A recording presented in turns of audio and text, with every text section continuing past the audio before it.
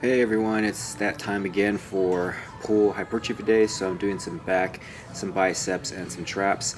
I mostly capture a lot of my back work just because I do a lot of my arm and shoulder work on Saturday.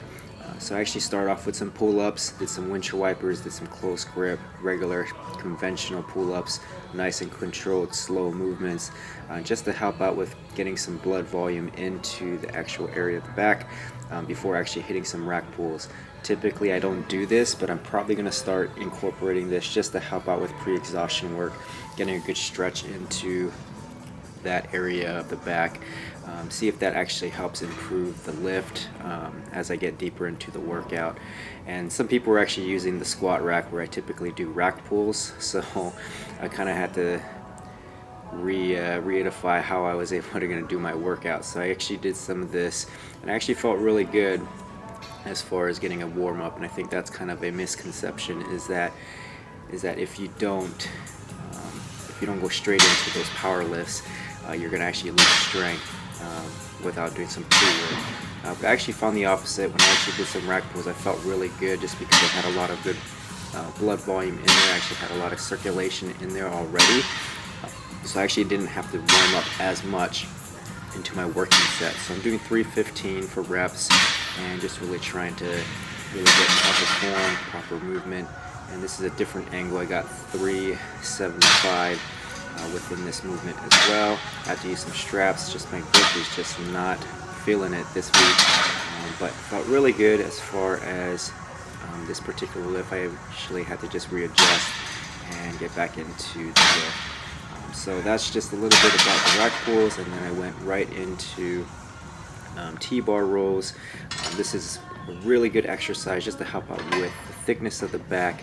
And you know, I typically don't use straps. I may start incorporate them later on as I get deeper into my building phase, just because I want to put a lot more emphasis on the back and build up that thickness and try to take less emphasis off the bicep. And then I go right into rack chins.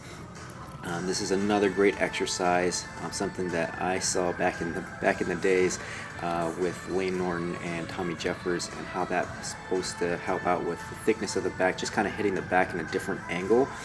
So this really does help with spicing it up as far as rows are concerned. It's almost like a cross between a row and a pull-up. So that just helps out with that overall thickness of the back. And so I actually did a weighted plate, 45 pounds, and then I actually go straight into a shrug, but I actually don't film that part in this video. And then I go into the upright row with the hammer strength machine. Really good exercise just to put a lot of volume and isolation in the back, just to help out with another rowing aspect. I feel like the width of my back is pretty good when I'm actually doing a lat spread. I think that's one of my strongest points when I come to the stage. So I really want to build up the thickness of the back now. So I'm really trying to incorporate a lot of rowing exercises. So right now I'm actually doing some good old some curls using the cables. This is a really good exercise just to help isolate the peak of the bicep, just to help out with getting a lot of volume in there, isolating it. So I'm just doing some easygoing reps, nothing crazy as far as this is concerned.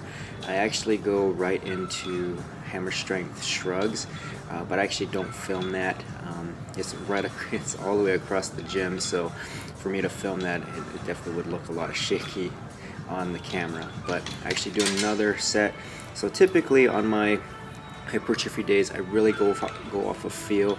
I don't necessarily go for a certain amount of reps. I go more for getting the right proper weight to hit a good fatigue into the muscle. Even if I have to drop set, superset, tricep, bicep, I mean, there's multiple ways to get a lot of volume in without spending hours in the gym. So that's what I typically do. I really do try to tie in a lot of different muscle groups, but like I said, I really try to put a lot of emphasis on the back as well. So here's a little bicep pose as I'm getting some blood flow in there. And then I did some preacher curls. So one nifty tip that I found is really necessary to help elevate this lift, to really put an emphasis on the biceps, is I actually lean into the preacher curl. I don't actually sit down. It takes out the back momentum as well, so it really just puts a lot of more isolation on that movement. And so my last movement is actually some strength, hammer strength shrugs.